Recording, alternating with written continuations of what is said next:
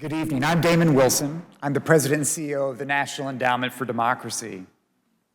On this day, 13 years ago, the Cuban regime murdered Oswaldo Payá and Harold Cepero as they were traveling from Havana to eastern Cuba. They were on their way to gather signatures for the Varela Project, a citizen initiative demanding democratic reforms. Today, we are honored that so many of you have come to mark this tragic anniversary in solidarity with the families of Oswaldo and Harold. As we honor Payá's legacy with the 2025 Democracy Service Medal, Ofelia, Oswaldo, Rosa María, Ronaldo, Sabas, Alejandro, thank you for sharing this very special day with all of us. We're also very grateful for the members of Congress who are with us and who you'll hear from this evening who have done the most to keep this legacy alive through their steadfast support for freedom in Cuba. Representative Debbie Wasserman Schultz, who is with us, Representative Mario Díaz-Balart, who's been called to the White House as Chief of Staff, Cesar Gonzales is with us, Senator Ted Cruz, who will be here imminently, along with Senator Dick Durbin. It's members of Congress who have helped ensure that this legacy is strong. We're really delighted to have them tonight, as well as to be joined by the senior bureau official from the State Department, Mike Kozak, Ambassador Mike Kozak.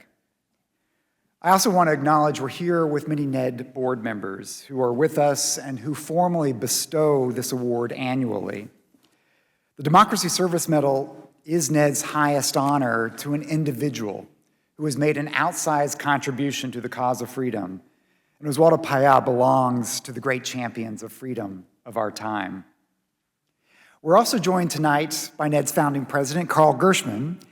And when the NED board first announced that I would succeed Carl called me. We spoke early on. And one of the things he said, he urged me to sit down and meet with Rosa María to understand our work. And so we did that. Rosa María, I remember vividly our first conversation at the Tabard Inn. And then I joined the endowment. I joined the endowment in July 2021 in the wake of protests across the island. And on my first day as president, I made a point of speaking to Rosa María as she was leading a rally in solidarity with thousands of Cubans that were protesting across the island. So I want to thank you for your counsel. I want to thank you for being a source of inspiration. I want to thank you for your determination. So tonight we honor your father.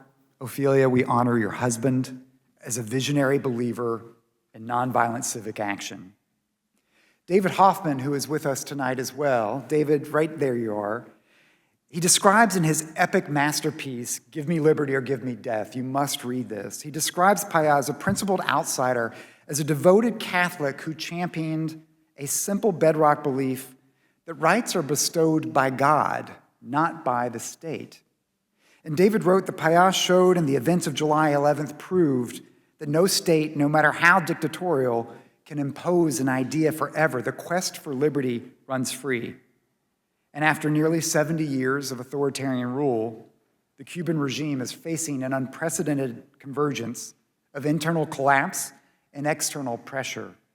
The economy is in free fall. Nearly 90% of Cubans live in poverty. Daily blackouts cripple life across the island. And you hear from former regime supporters themselves who are disillusioned. Yet this bankrupt dictatorship, just miles from U.S. shores, continues to fuel mass migration, to harbor U.S. fugitives, to bolster dictatorships in Venezuela and Nicaragua, and enable malign influence from Beijing and Moscow. A free Cuba would not only serve the Cuban people, of course, but advance regional stability and U.S. security. So that's why since 1984, the endowment has supported Cuban civil society, becoming the first to fund democracy activists on the island. And today, alongside our core institutes who are with us tonight, we back over 40 initiatives with a broad range of remarkable local partners. Yet some question the value of this support by pointing to continuing repression today. And what they don't see, what they don't acknowledge, is the impact of those freedom-loving Cubans. One partner's uncovered how the military-run conglomerate Gaesa serves as the regime's kleptocratic backbone, stealing from the Cuban people to keep security elites in power. Others have helped expose how the Cuban government enables thousands of its citizens to be recruited by Russia to fight in Ukraine. Ned-backed media outlets have broken through authoritarian censorship, reaching over 10 million readers last year alone, with half of them based on the island, enabling them to think critically and to lay the groundwork for accountability. Dictatorships look strong until they are not. Their fragility is their vulnerability that their own people know how best to exploit. And all they need is our support.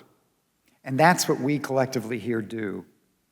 We don't ebb and flow. We stand with Cubans pursuing a democratic future regardless of the headlines. And Oswaldo Payá awakened a nation's conscience with truth and the strength of his convictions.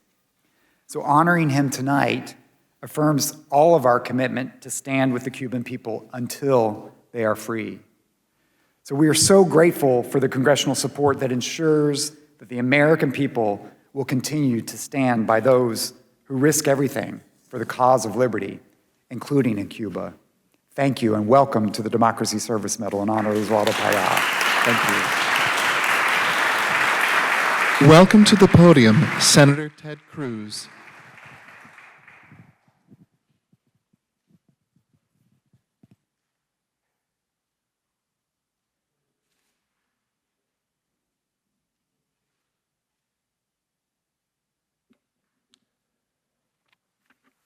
Well, good evening, and thank you for giving me the chance to join you tonight. I want to begin by thanking Ofelia and Rosa María for being here. Your husband, your father, was an incredible man. He fought, and he made the ultimate sacrifice for freedom. Oswaldo was a fierce believer who worked tirelessly to liberate the Cuban people from communist oppression.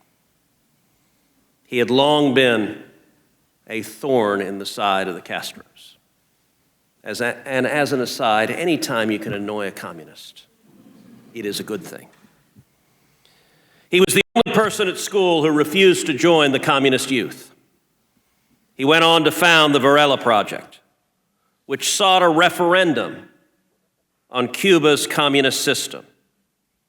Their demands were simple: democratic government, religious liberty, freedom of expression, and the freedom to start a business. In retaliation, the regime harassed him.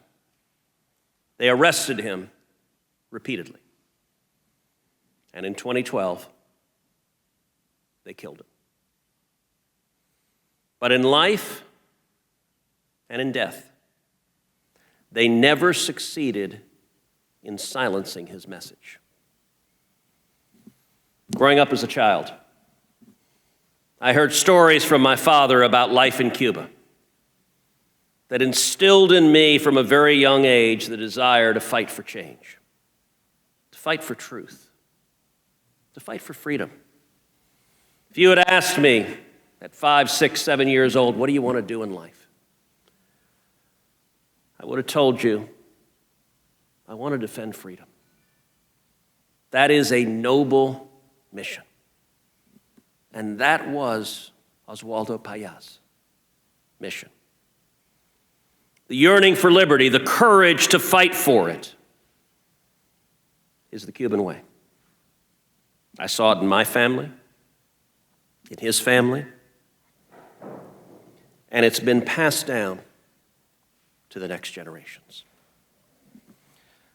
I've now served in the Senate for 13 years, starting in 2015. And every Congress since then, I've introduced legislation to rename the street outside the Cuban embassy Oswaldo Payá Way.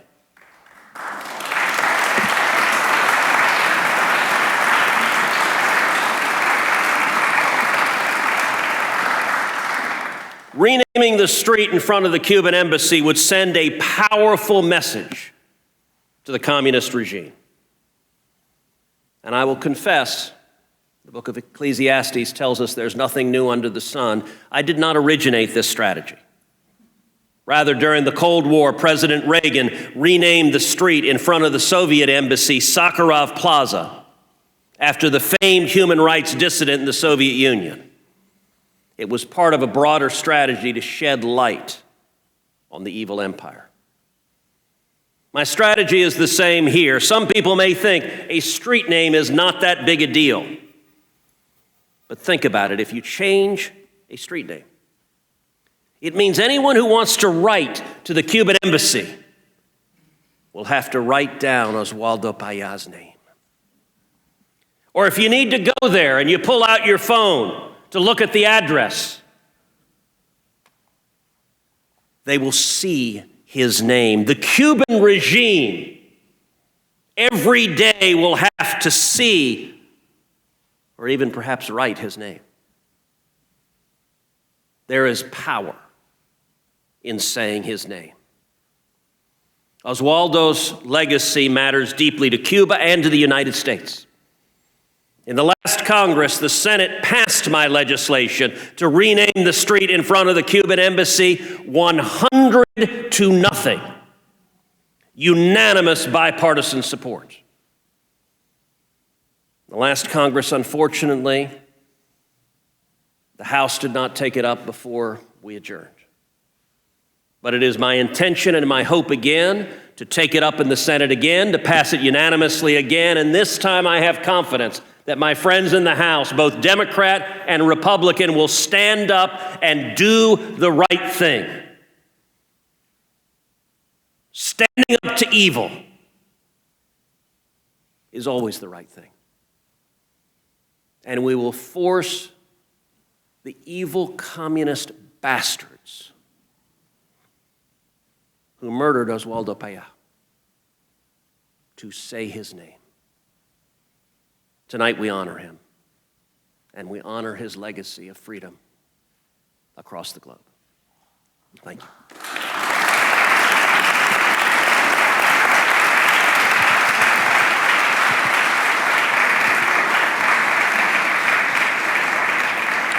Welcome to the podium, Representative Debbie Wasserman Schultz.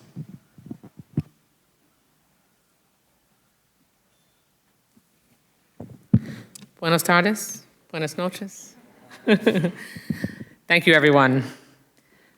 Senora Acevedo and former President Guaido, my forever Senator Mel Martinez, and Ambassador Carlos Vecchio, and assembled friends and compatriots.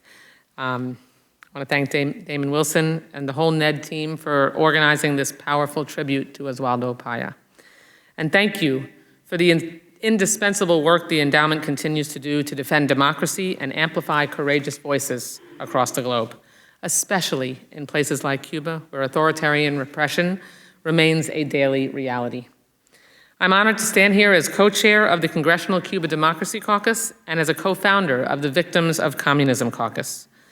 But my most important job as a South Florida Congresswoman is carrying the stories and struggles of the Cuban exile community that I proudly represent with me every day. Oswaldo Payá was a giant of moral clarity and civic courage. He didn't just challenge Cuba's autocracy, he awakened the Cuban people.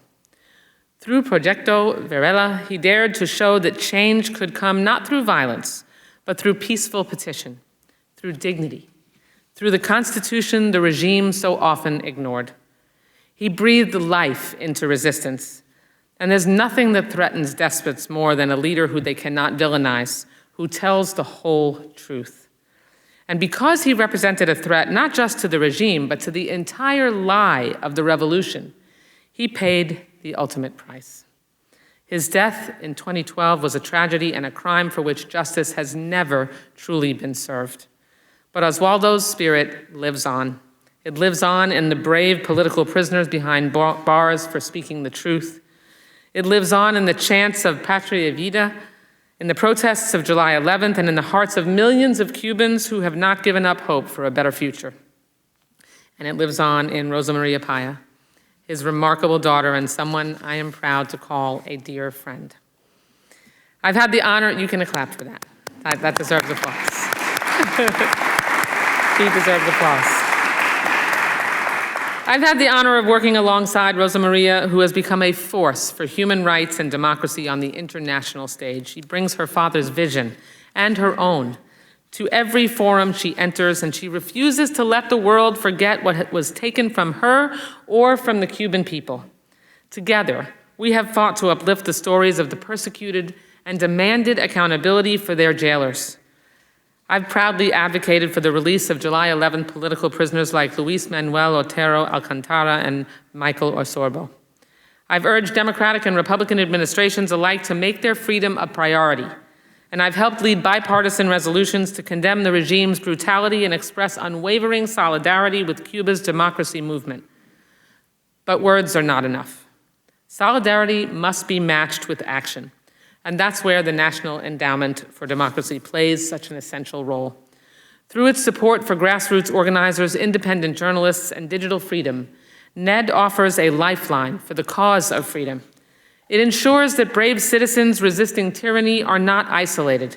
It gives them tools, platforms, and protection. And we cannot afford to let that lifeline fray. At a time when authoritarianism is resurgent, when regimes grow bolder in their censorship, surveillance, and suppression, the United States must meet the moment. That means fully funding democracy assistance efforts.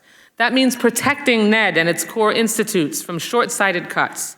And that means recognizing support for democracy not as charity, but as strategic necessity, as moral imperative. It is an indispensable component of our national security. It makes us safer, stronger, and more prosperous. Democracy does not defend itself. It requires champions. It requires continual investment and reinvention. And it requires that we in Congress deliver more than rhetoric. We have to deliver resources and results. And it's especially crucial given what many Cubans are seeing here at home. Right now, many Cuban families in my district and across the country live in constant fear. Fear that they or their loved ones will be deported back to the very regime they fled. And it needs to be said out loud. The policy of the indiscriminate deportations, especially those targeting law-abiding immigrants, has left a deep sense of betrayal in our community. These are people who sought refuge in the United States from communist oppression, many of whom have spoken out against the regime, only to confront the fear of being sent back into harm's way. We must not allow enforcing our laws to come at the expense of the American dream, which inspires freedom fighters everywhere. I will continue fighting tooth and nail to protect Cubans on and off the island, and to ensure our nation remains a beacon of hope. As Waldo once said, a nation is not lost because it is conquered, but because it resigns itself to conquest. That is a lesson that we cannot forget. We must not resign ourselves to a world where the Cuban regime operates with impunity. We must not resign ourselves to silenced dissent, disappeared activists, or generations raised in fear. And we must not resign ourselves to a future where calls for liberty go unanswered. Let us honor Oswaldo, not only with our words, but with our will. Let us light the torch of freedom for all who are brave enough to carry it. Let us fund the institutions that keep their struggle alive. And let us pledge that as long as there is injustice facing the Cuban people, they will never face it alone. Muchas gracias.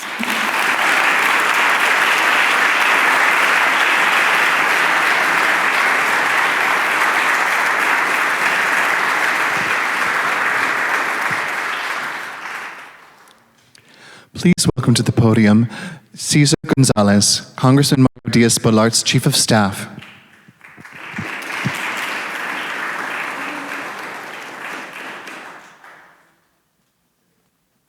Good evening, everyone. I apologize first that the congressman could not be here tonight. He had been called over to the White House. I know he would want to be here to recognize your father and all the work that he's done on behalf of the Cuban people.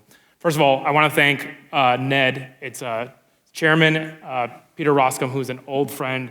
Always enjoyed working with you. Glad to see you here again.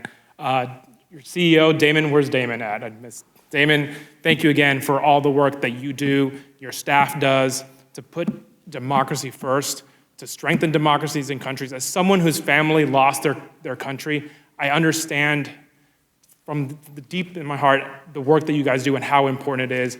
Thank you again.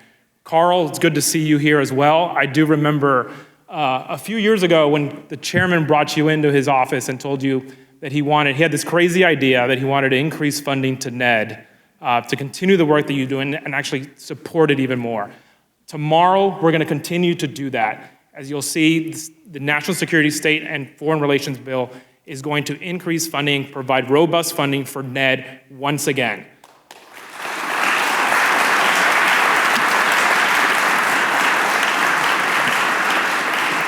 I also want to congratulate Rosa María on your recent election as Commissioner to the Inter-American Commission on Human Rights of the OAS.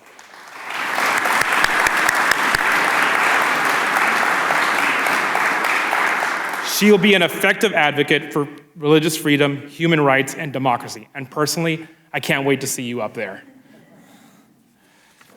We're here today, of course, to honor Oswaldo Payá, because NED supports and celebrates heroes like him, someone who demanded freedom and respect for the basic dignity of every person.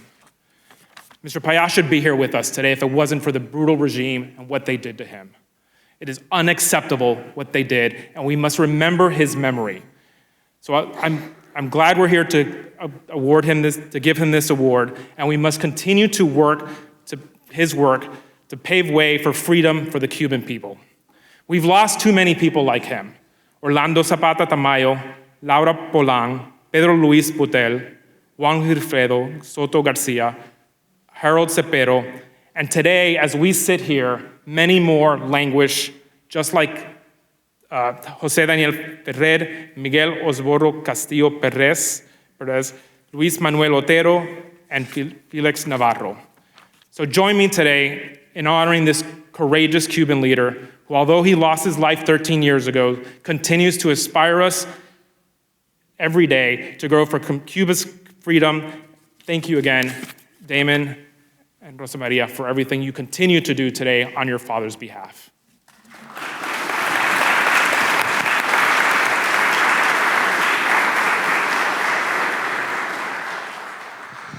Please welcome to the podium Vice Chair of the NED Board of Directors, Kenneth Wollack.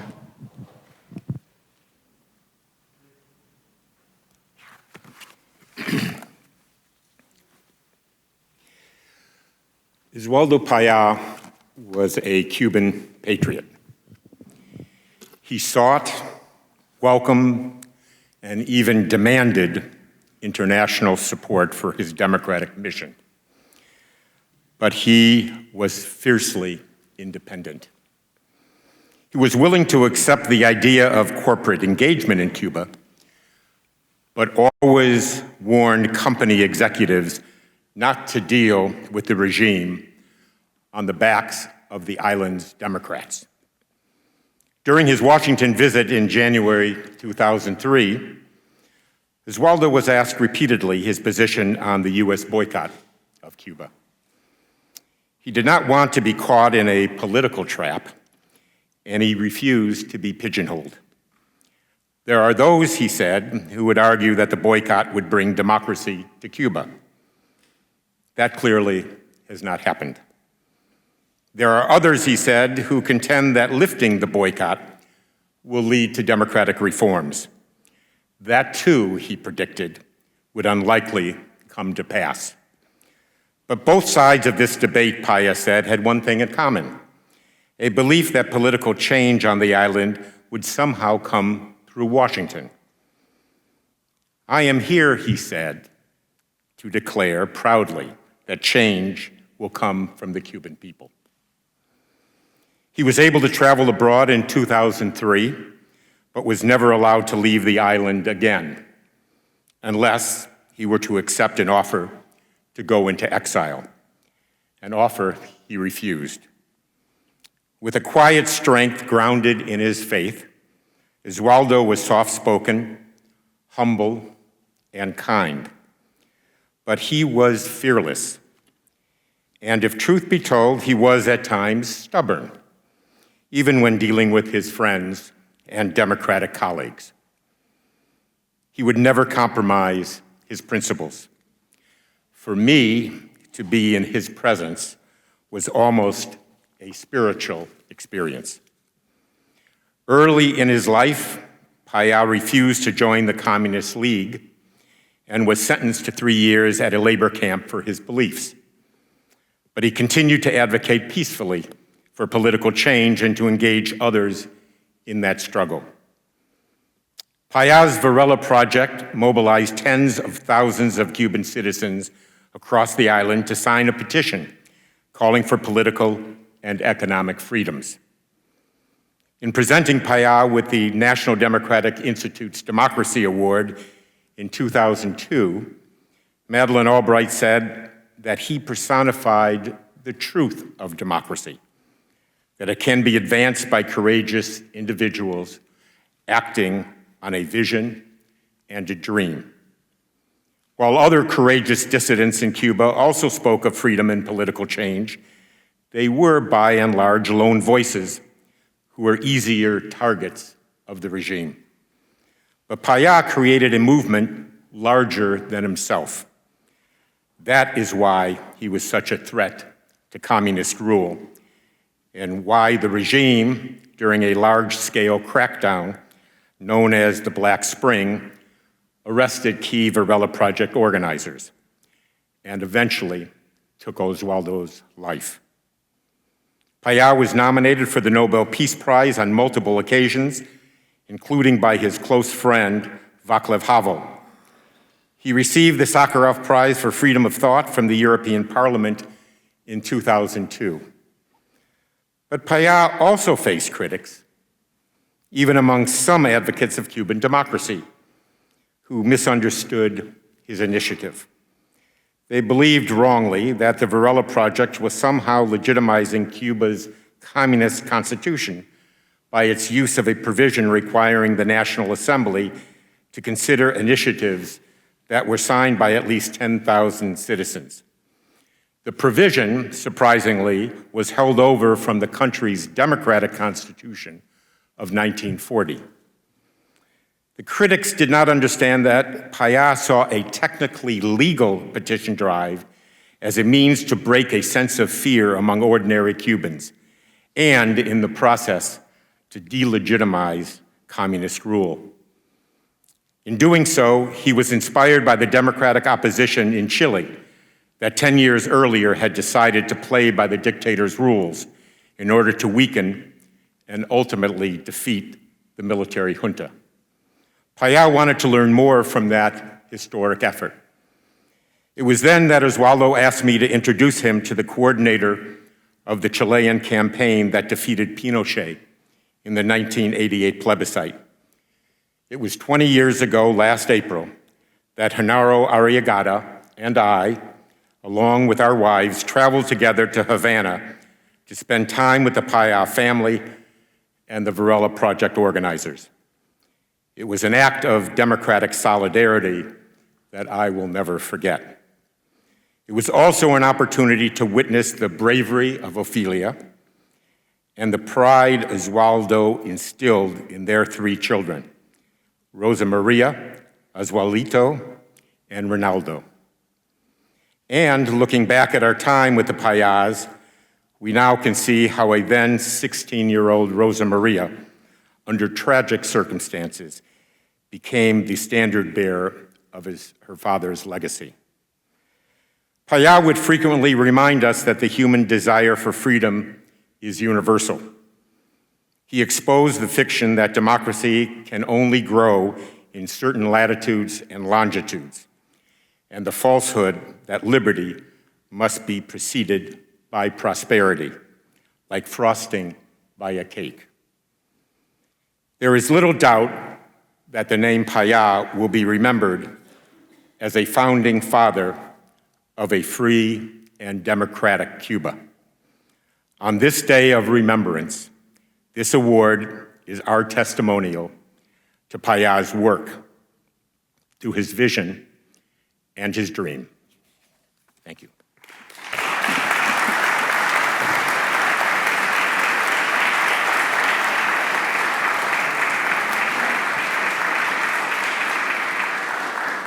Please welcome to the podium the Senior Bureau Official for Western Hemisphere Affairs, U.S. Department of State, Mike Kozak.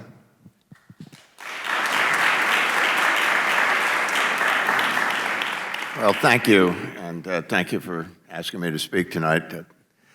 I got to Havana in 1996 as head of what was then our interest section, and of course was meeting with all the different players in the piece, and we had a big group of dissidents over, and I noticed my son, who had just graduated from college and was there with us, was off in the corner with this guy. And he told me afterwards, he said, you know, Dad, all these people in the room are very brave and very stalwart, but he said, this guy Payá is the one who's going to do it. He actually has a plan, it's intelligent, and so on. And boy, was he right. You know, as I got to know him and hear about the Varela Project, and we had the exact same thing with people criticizing it as legitimizing the communist constitution. And Oswaldo would say, how am I legitimizing the Constitution when I'm using it to overthrow the communist regime? It was a very good argument, and as looking back on it and some of the people who were involved in that debate, there were people who, you know, very legitimately felt that way, but it was also something where the plants from the regime were amplifying that message as a way of trying to undermine the Varela Project at the time. But then the execution of the Varela Project was something to behold. You know, I not only got the 10,000 signatures plus, and I think I had them disappeared at one point, but used the visit of President Carter as a way of delivering them so that the regime couldn't repress him with former President Carter there. So very, you know, smart tactical operations as well as a very well thought out strategy on this. I remember meeting him again in 2003 here in Washington. I was posted in Belarus at the time, back for consultations, and I'm standing in the security line at the old executive office building, and I'm looking, like the hairdo on that guy in front of me certainly looks familiar. And it's like, what are you doing here? It's, what are you doing here? And he just had gotten the Sakharov Prize and you know, super well deserved. But I think you know, as Ken mentioned, this is the one time we've seen a leader be able to mobilize that many of just regular Cuban people, not just activists, but normal people signing up for something. It was really a brilliant strategy that's still applicable. I was, of course, devastated by the news that they had killed him. In some ways, not surprised, because that's the way they roll. Anybody who's effective in a threat, there has to be eliminated one way or another, and unfortunately, they went to the extreme measure in his case. But as I look back on it and see what has happened even since his death, and with Rosa Maria's coming up as a leader and so on, I would still say my son was right. He's the guy who's going to do it. Thank you.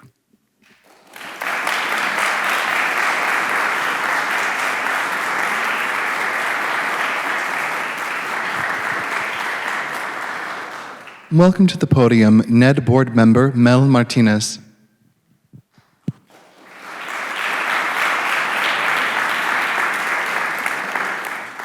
Well, thank you very much. I'm delighted to have an opportunity to be with all of you tonight to honor this person that we all now have come to know. Those of you who did not know him, you know him now because he's been spoken of and the details of his life have been discussed with you.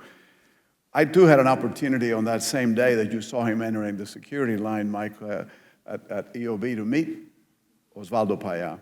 And I am, to this day, moved by that opportunity, that moment, that the hour or two that I spent with him on that day. To me, he had a humility, a quiet confidence, and a sense of faith that I think made him different. I just sensed in that guy someone that was special. During my time in the Senate, I had an opportunity to meet Václav Havel. I met Lech Walesa. I met Mr. Nathan Sharansky. Those gentlemen all had the same common quality that I saw in Oswaldo Payá.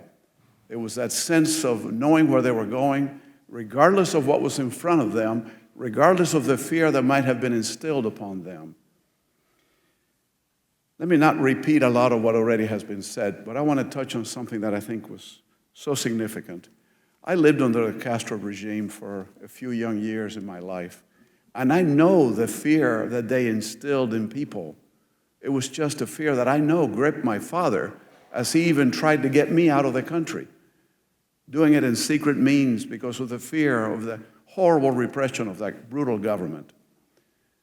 For him to have 25,000 Cubans sign a piece of paper saying, "I want change," that is a lot different than coming into a room and saying, "How many of you are with me?"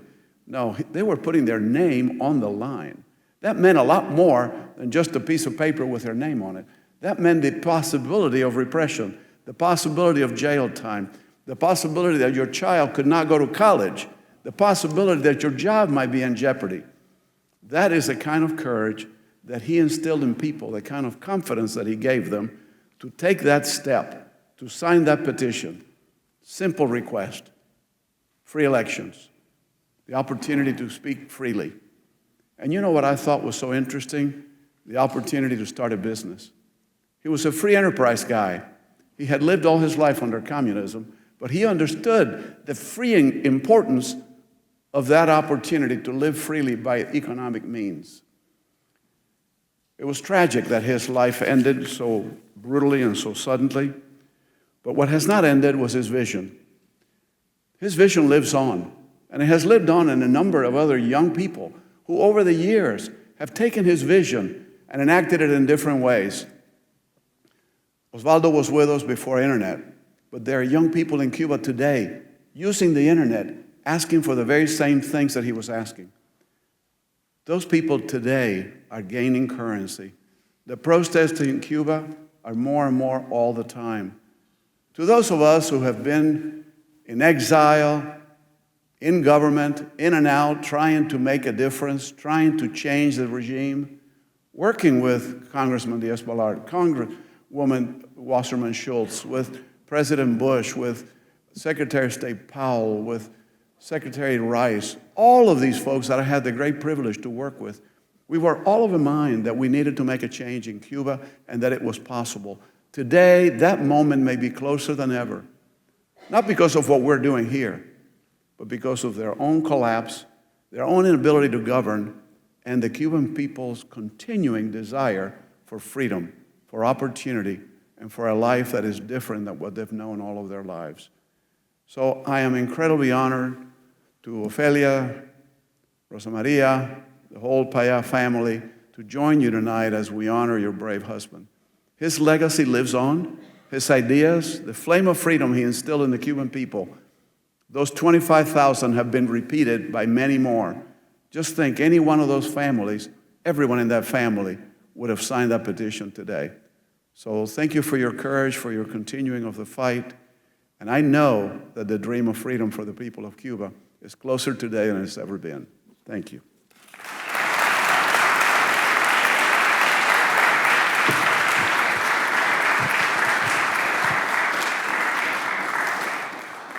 Please welcome to the podium NED Board Member Liliana Ayalde and Chairman of the NED Board of Directors, Peter Roskam.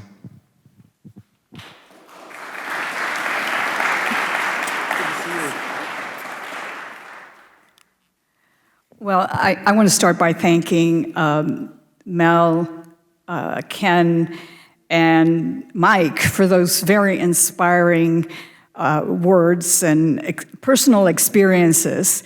And I'm sure many of you in this room today have their own experiences with Oswaldo Payá.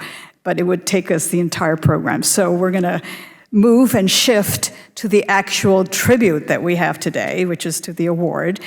And I serve on the NED board as a member, along with Mel Martinez, Senator Martinez.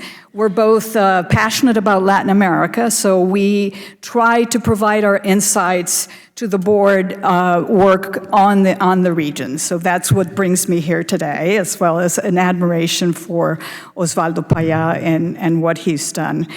It's really an honor to be part of this program. Proud to join the chairman, Peter Roskam, as we present the Democracy Service Medal.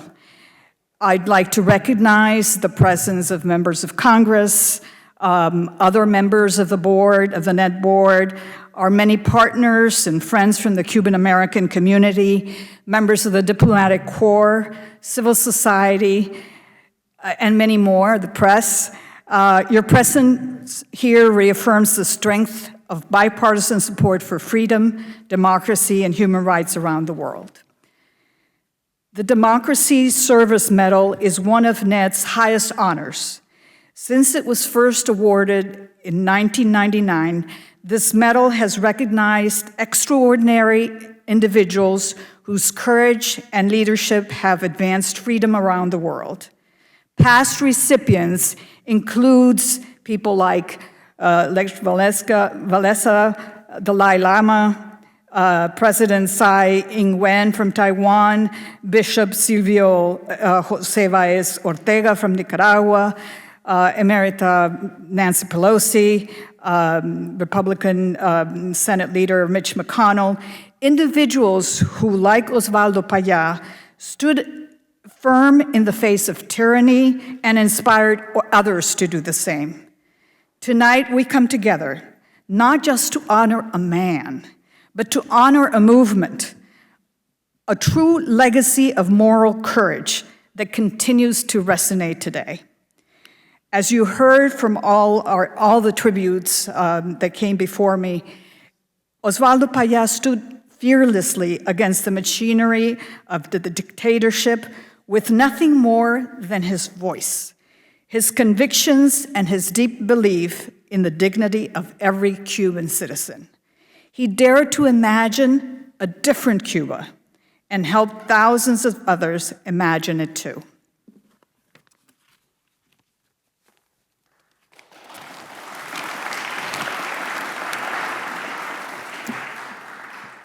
You know, listening to these tributes for the past couple of minutes brings to mind a verse from the book of Proverbs.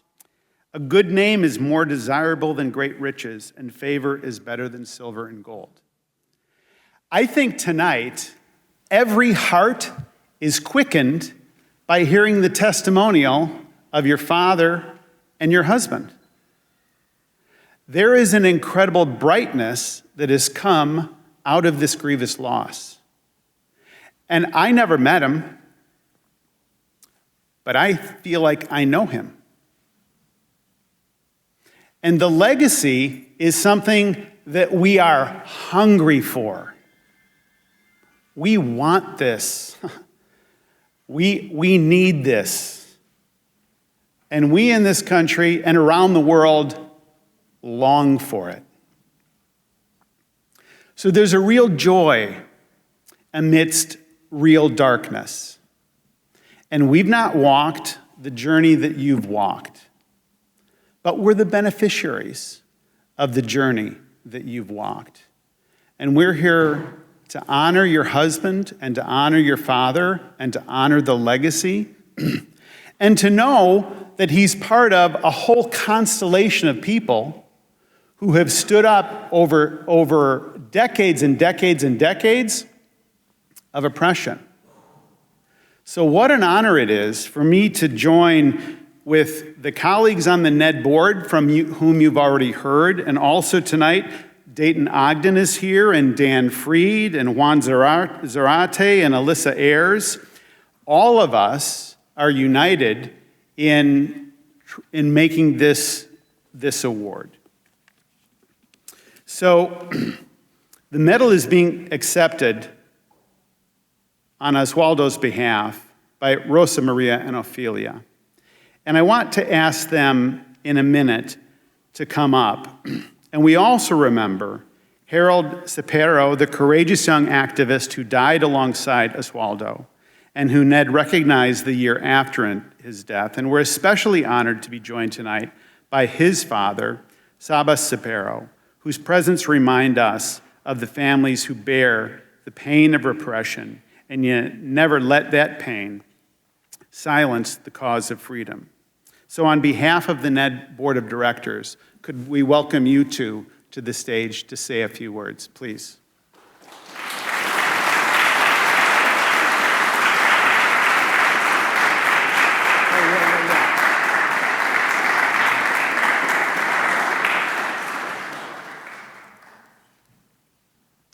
Okay. You're welcome. Okay. Gather around and look good. Here we go. Here you go. Perfect. Yeah, we'll go right.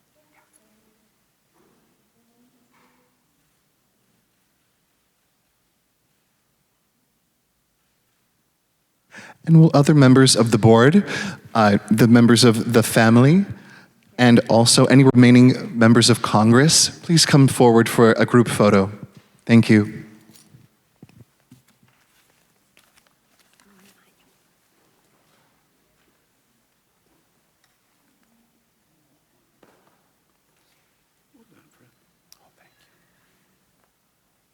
Should we have the family step forward and we kind of crowd behind them? Yeah. So why don't you, the family step forward, and then we can kind of.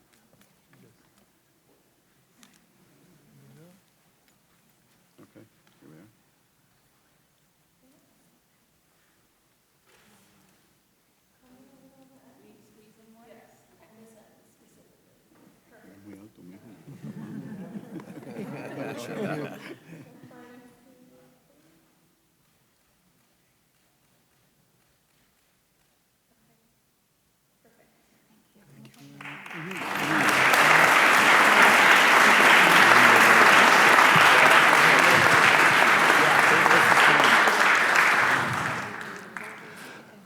And now some acceptance remarks. You know what? I think what we're going to do is right before we do the acceptance remarks, we've been joined by Senator Dick Durbin of Illinois. Senator, the stage is yours.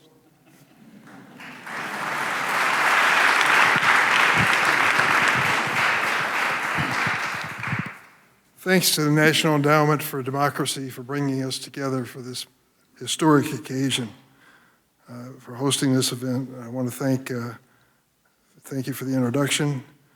And I want to say just a few words because I know there have been many speakers and the hour is late. But Oswaldo Payá led a heroic, decades-long effort to change a nation. From the first signature that he collected, he knew that he was risking his life for democracy. How many of us who take democracy for granted should remember this amazing hero of democracy? He gave his life to bring democracy to his homeland, and many of us wonder how we can live in a great democracy where people don't even vote. It's a real difference. I'm sorry for the loss of his family, but his memory lives on as an inspiration. I salute his children, his wife, and all those who stood by him during this time. It was my pleasure to join in a bipartisan effort to do something in Washington I'd never done, rename a street. Proud to do it, and proud to be here this evening. Thank you so much for inviting me.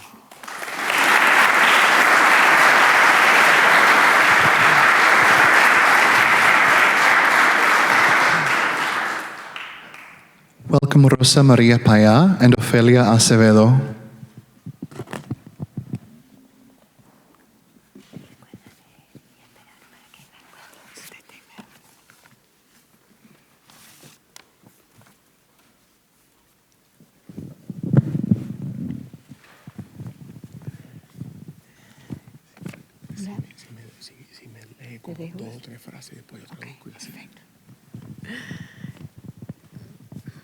Buenas tardes a todos. Querido Damon, queridos miembros del directorio de la National Endowment for Democracy, queridos legisladores. Good afternoon, everyone. Dear Damon, dear members of the board of the National Endowment for Democracy, dear members of Congress. Gracias por honrar la vida, la lucha y el legado de Oswaldo Payá. Buenas noches a todos. Thank you for honoring the life, the struggle, and the legacy of Oswaldo. Good evening, everyone. Oswaldo Payá fue, por encima de todo, un hombre de fe. Fe en Jesucristo, Señor de la historia, y fe en el pueblo cubano. Oswaldo Payá was, above all, a man of faith. Faith in Jesus Christ, Lord of history, and faith in the Cuban people. Inspirado en el pensamiento humanista cristiano, fundó el movimiento cristiano Liberación para vivir esa fe, una fe que actúa, que se compromete, que transforma. Inspired by Christian humanist thought, he founded the Christian Liberation Movement to live that faith, a faith that acts, that commits, and that transforms. Desde muy joven decidió luchar desde dentro de Cuba para que los cubanos descubriéramos que sí tenemos la capacidad espiritual para liberarnos. From a young age, he chose to fight from within Cuba so that we Cubans could discover our spiritual capacity to free ourselves. Que podemos vencer el miedo, romper la cultura de la simulación y construir una vida digna para nosotros y nuestros hijos. That we could overcome fear, break the culture of pretense, and build a dignified life for ourselves and our children. Oswaldo asumió como un deber mantener viva la esperanza de que la transición era posible y abrir el camino para que fuéramos nosotros mismos quienes la hiciéramos realidad. Oswaldo saw it as a duty to keep alive the hope that a democratic transition was possible and to open a path to us, the Cuban people, to make it a reality. Comprendía que el totalitarismo sumerge al pueblo en el desamparo y que lo primero era ayudar a los cubanos a entender que tienen derechos inalienables, simplemente por ser humanos, por ser hijos de Dios y que esos derechos deben ser conquistados. He understood that totalitarianism plunges people into helplessness, and that the first step was to help Cubans understand that they have inalienable rights simply for being human, for being children of God, and that these rights must be claimed. Así nació el Proyecto Varela, como una herramienta para el pueblo.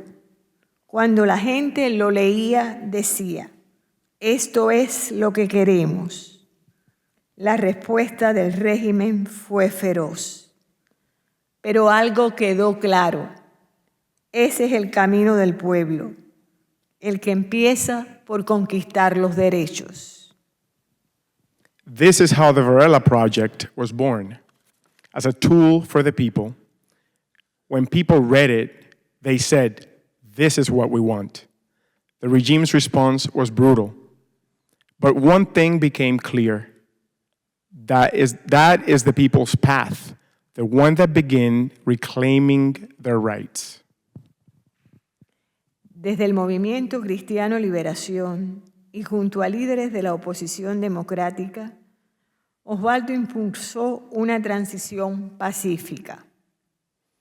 From the Christian Liberation Movement and alongside leaders of the democratic opposition, Oswaldo promoted a peaceful transition. Formó grupos de ciudadanos para la formación cívica, política y de líderes, programa que organizó Harold Cepero. Desde ese esfuerzo nació el programa Todos Cubanos.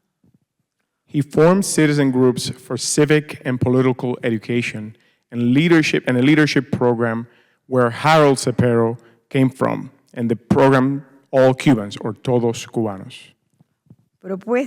Con una propuesta de reforma constitucional y un plan de cambios llamado Cuba Primero. With proposals for constitutional reform and a transition plan called Cuba First. Él buscó siempre el consenso con iniciativas como Todos Unidos, unidos en la esperanza, el camino del pueblo y la ruta del cambio. He always sought consensus through initiatives like Todos Unidos, United in Hope, the People's Path, and the Path of Change. Estos esfuerzos siguen vivos. Hoy inspiran a promotores de Cuba Decide y otras organizaciones cívicas que trabajan por una transición democrática urgente.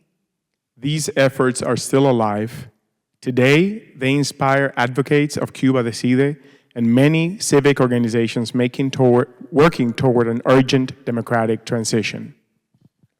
Como ellos, Oswaldo se enfrentó con firmeza al cambio fraude, a quienes proponían cambios sin derechos ni garantías. Les decía, no mientan más. Sí tenemos propuestas. El pueblo las necesita y tiene derecho a conocerlas, a hacerlas realidad. Like them, Oswaldo firmly opposed false change. To those who proposed reforms without rights or guarantees, he said, "Stop lying. We do have proposals. The people need them and have the right to know them and to make them real." Ese camino no fue un ejercicio intelectual, fue fruto del sufrimiento y la participación de ciudadanos valientes. Por eso, apagaron su voz, asesinando su cuerpo y el de Harold Cepero. The path was not an intellectual exercise. It was born from suffering and the participation of brave citizens. This is why they silenced his voice, killed his body, and that of Harold Cepero. Pero su voz vive. Hoy, el pueblo cubano se debate entre la pobreza más despiadada y la supervivencia dolorosa. But his voice lives on. Today, the Cuban people are caught between ruthless poverty and agonizing survival. Si no apoyamos sus demandas de cambio político, caminamos hacia la extinción como nación. If we do not support their demands for political change, we risk the extinction as a nation. El legado de Oswaldo es claro y firme y urgente. Primero, los derechos. El protagonista es el pueblo. Primero, la libertad. Oswaldo's legacy is clear, unwavering and urgent. Rights come first. The people are the protagonists. Freedom comes first. Muchas gracias. Thank you very much.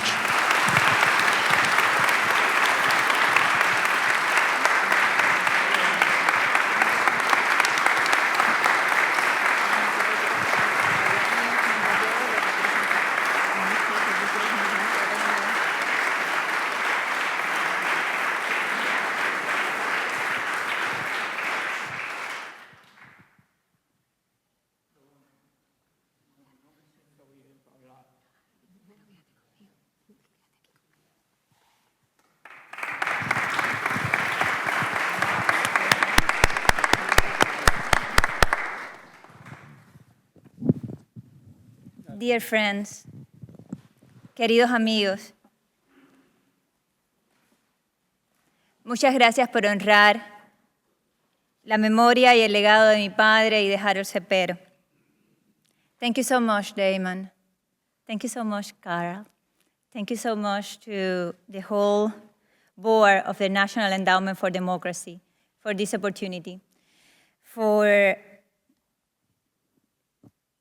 keeping that flame that my father also carried, and he carried because others started it, and he was very aware of that. But thank you for helping us to keep that flame alive.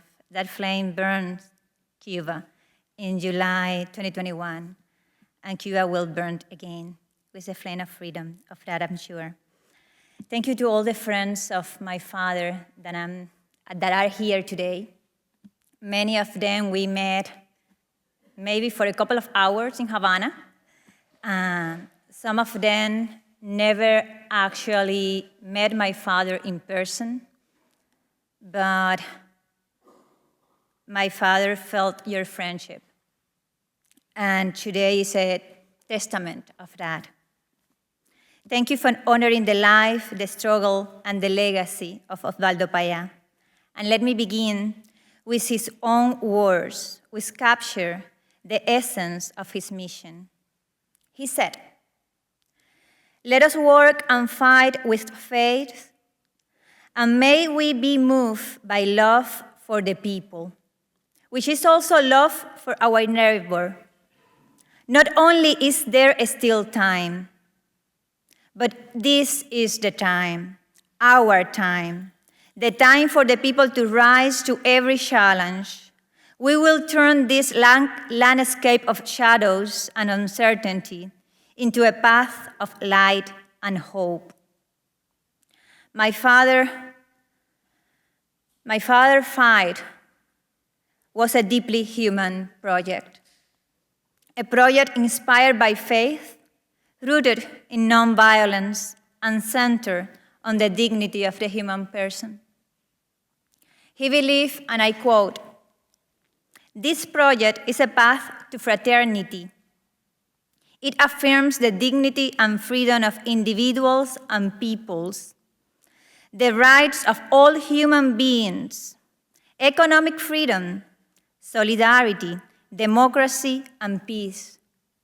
It defends life, the family, and all of creation, what some call the environment, and proposes a path of integral development that brings about justice." My father's vision was a vision for a free Cuba, yes, but it was also a vision for freedom and democracy in the Americas, because he knew that Cuba's liberation was essential to the liberation of our region.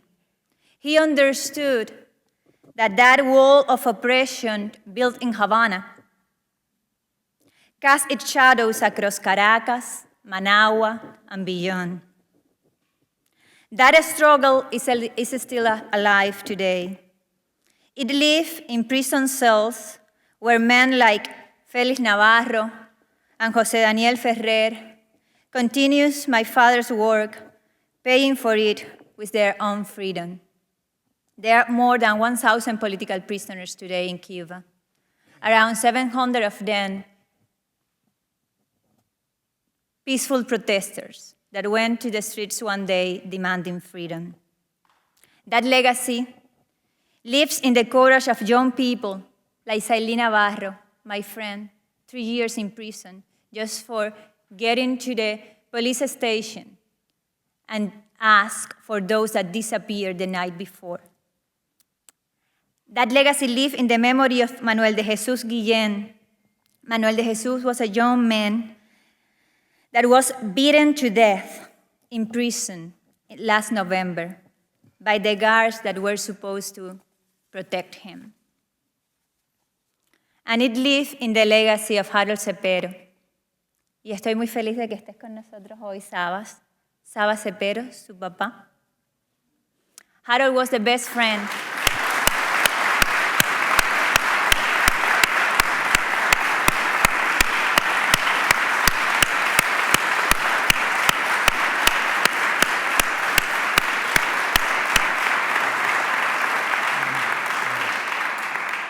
I think that it was in this same room, Carl, that you honored Harold Cepero in 2013 with this medal. Thank you so much. Harold was the best friend that anyone can ever had. A brilliant, generous young man who owned nothing because he lived to serve. Harold lived and died for Cuba's freedom. But the men, those men that killed him, they had no idea how much harm they did to our nation. They had no idea how important Harold was. They couldn't imagine, they couldn't see all that Harold had to offer. They erased him from Cuba's future without even knowing what they stole from all of us. But they couldn't erase his legacy.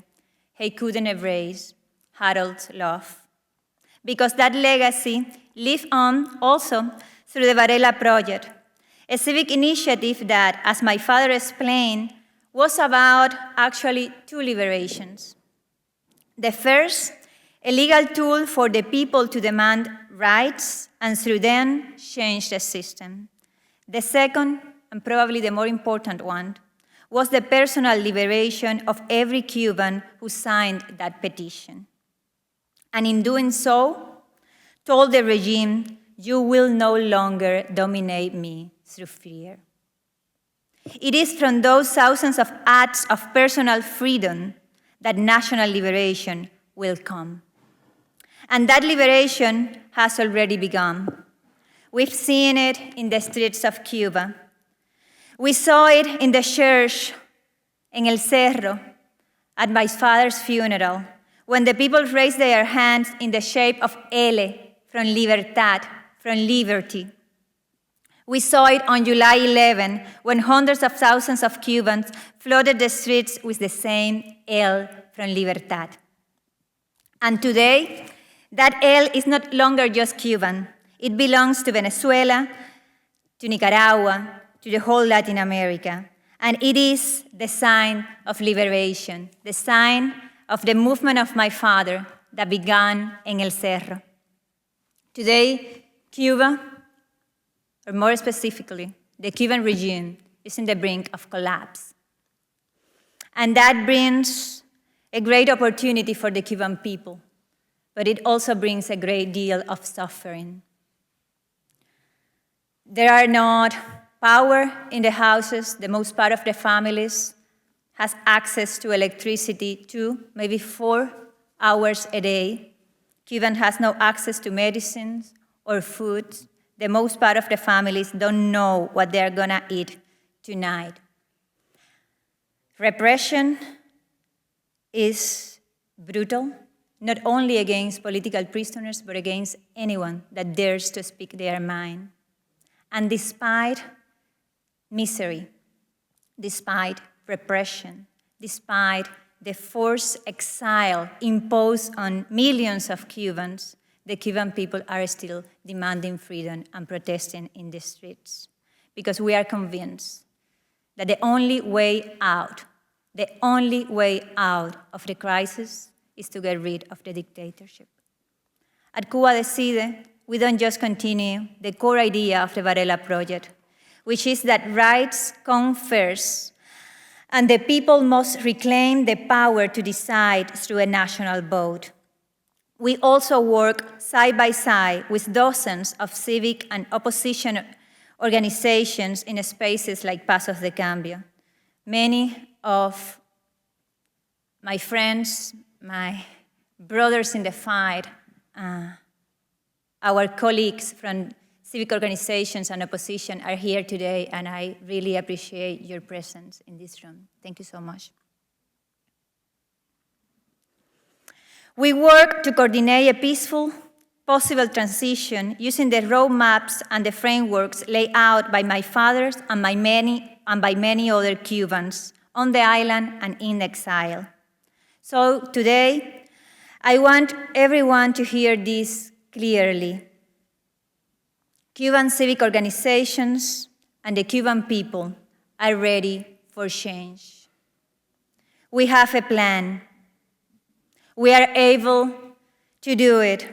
We are united in what truly matters, and we need the support of the democratic world to pressure the criminals in power in Havana. The Cuban people, this nation that lives inside and outside the island, are the main actors, are the protagonists of the coming transition. But the solidarity of the United States and the allies of freedom must translate into a stronger and more targeted actions against those who ordered the shooting of peaceful citizens demanding democracy. Tolerating the Cuban dictatorship for more than 60 years destroyed democracy in Venezuela and Nicaragua. It helped create some of the greatest threats to the US national security in the Western Hemisphere. A democratic change in Cuba is the key to restoring liberty throughout the region. The Cuban regime is the head of the authoritarian octopus, is the Berlin Wall of the Americas, and tearing it down will require all of us. As my father said, the exile, together with the people of which it is an inseparable part, holds on to the hope of a new Cuba, where we all live in the fraternity of the children of God. He was convinced, la noche no será eterna. Muchas gracias.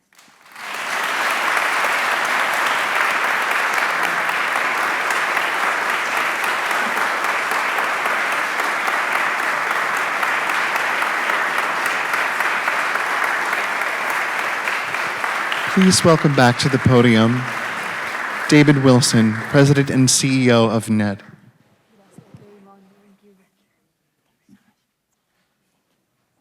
We are honored to be able to share this solemn day with you and your family. Thank you all for gathering. We want to invite you to spend some time with each other, to spend some time with the family over our reception.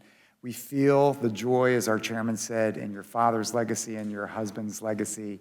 Thank you, everyone. This concludes our program.